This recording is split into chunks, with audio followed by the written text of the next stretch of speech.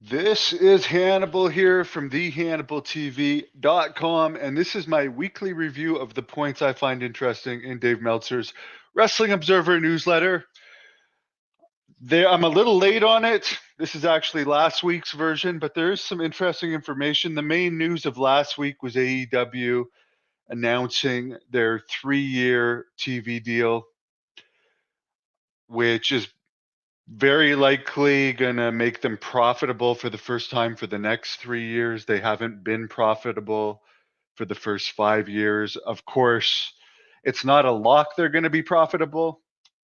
We'll see what the bottom line is after 2025. But for 2025, they're getting 180 million. 2026, 185 million. 2027, 190 million, and Warner Brothers Discovery has an option to pick them up in 2028. They will no longer be sharing advertising revenue with Warner Brothers Discovery. I guess up until this point, they were getting a split on advertising revenue, which has been the case for the past 5 years. Their entire video library is going to be on the Max streaming service, which is part of WBD. And WBD will be getting their pay-per-view events. So it appears that this deal includes pay-per-view money. So they might get pay-per-view money outside of Max, but their main pay-per-view in the US is going to be on Max now. And Warner Brothers Discovery will be getting that money. So they'll be losing some money as far as advertising and television and pay-per-view revenue, but they'll be getting more guaranteed revenue. Now, the one thing that this is good news for them, but they did get a record low viewership of Dynamite this week, only 0.10, and Rampage, which is being canceled. Got their second lowest rating ever on the weekend. So despite this good news, I mean, doesn't seem to be helping their actual interest in the company. They didn't have a very good crowd for Dynamite last week. Their Wrestle Dream pay-per-view this coming weekend has almost 6,000 tickets out. That's not bad. Shelton Benjamin debuted for the company last week. Bobby Lashley has apparently signed with the company. Kill Switch, also known as Luchasaurus, has been having a lot of health issues. Sorry to hear that. The Oklahoma State Athletic Commission will not be making a decision on intergender and transgender wrestlers, which had previously been banned. They are leaving the decision up to the state legislator. They had said that I guess Nyla Rose had filled out her wrestling license application as a man, and they found that to be filling it out false, and there was some hoopla over them saying there could be a fine involved if they allow Nyla Rose to wrestle again. To me, I'm over the whole transgender intergender match. I mean, if people want to see it, they want to see it. I don't know if Nyla Rose is over now, or if she only has a job to have the token transgender wrestler in AEW. I haven't heard much buzz about her other than the whole controversy over the Oklahoma State Athletic Commission thing in recent years. When it first came in, it was like it gave AEW a lot of attention, but now I think um, I think Nyla Rose is probably guaranteed a job as the original transgender wrestler and the token transgender for AEW, probably for the rest of her career. So good for her. In WWE news, Bad Blood in Atlanta, Georgia last weekend was 14,274 fans, which with that setup was sold out. And they did have the back open of the arena, which I love to see. I think it adds a way better feel to the arena. Of course, The Rock returned. They used blood in the main event. It's funny.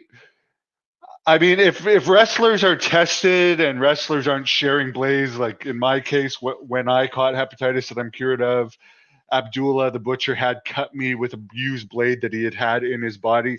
If two wrestlers are tested recently before the match and they're both negative, um, and it's done, and you have double juice with a company like WWE that's going to be on top of it, why not? But it's funny that Triple H and people were saying before, oh, we're against blood. The wrestler's health is more important. Blah blah blah blah blah. Then when suddenly they have competition again, they drop their no blood rules. I just always find that funny. Just like with it seems like they allow TRT in WWE now too. So it's like when there's competition, it seems, because you can look at the size of a lot of the wrestlers, they look a lot bigger than they did at some periods when there was no competition. It seems like rules relax when there's competition, and money goes up.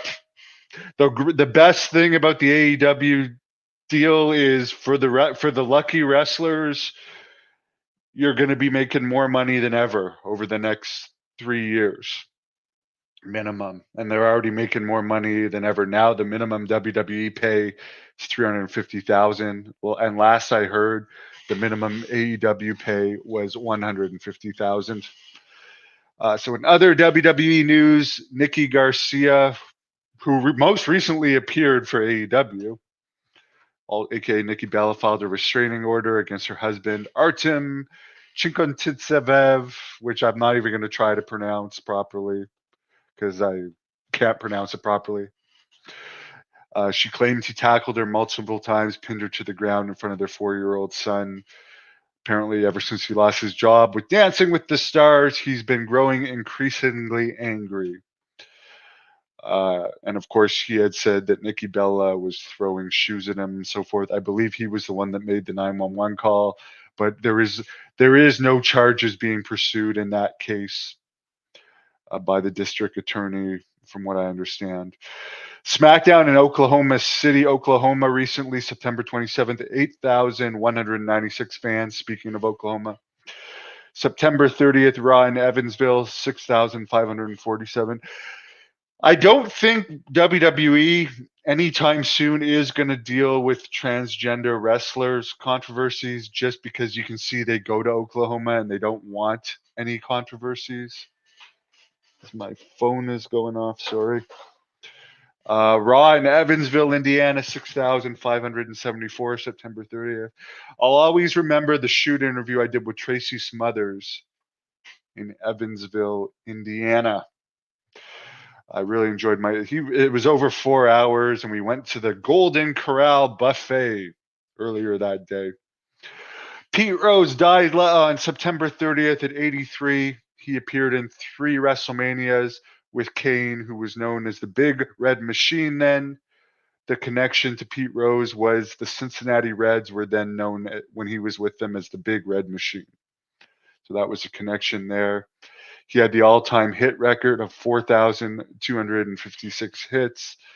However, he's not in the Baseball Hall of Fame, but he is in the WWE Hall of Fame due to betting on baseball, apparently, for and against his own team, which obviously in professional sports, you want to stay away from the fixes as much as possible.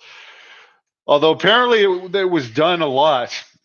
And the mafia was involved in various professional sports, according to what I've been hearing from mafia podcasts.